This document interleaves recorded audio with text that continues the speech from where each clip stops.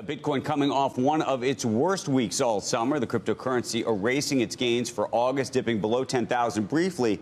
That happened Friday, but it's bounced back a bit. We're now at 10,702 right about now. Joining us now to discuss the cryptocurrency market is Circle's CEO Jeremy Allaire. Good morning to you.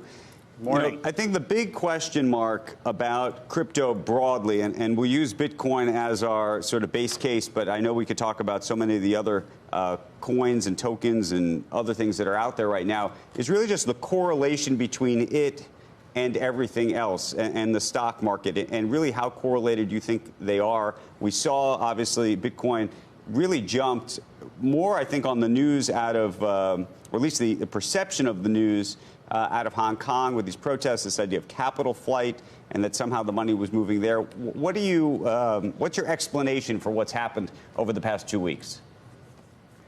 Yeah, I mean, I think there are quite a few things going on. I mean, I think first, clearly, a non-sovereign digital asset like Bitcoin is attractive to people who are interested in, moving capital into a place where they can control it themselves. That's, underscores a lot of the interest that's been there over time.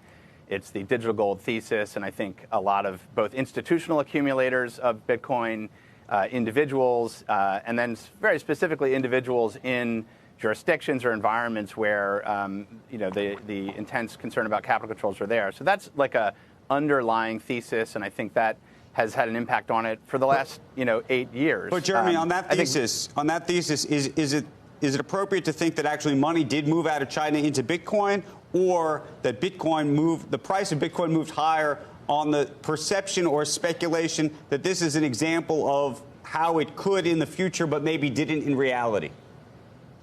Yeah, I think it's likely a mixture of both, and it's obviously not something you can clearly measure at any given time, but it does seem like a mixture of both.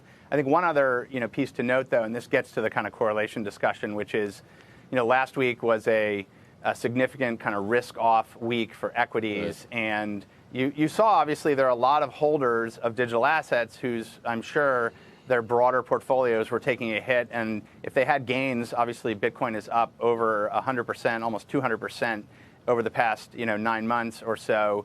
That's a place to take some gains as well, and so I think depending on your the type of holder, so to speak, you're going to see slightly different behaviors during these market moves. It's weird. It's gold at 1,500. Some people might have thought that because that's a measure of fiat and whether you're a believer there, and you would have thought maybe Bitcoin would have done better, but it has been holding basically above 10,000.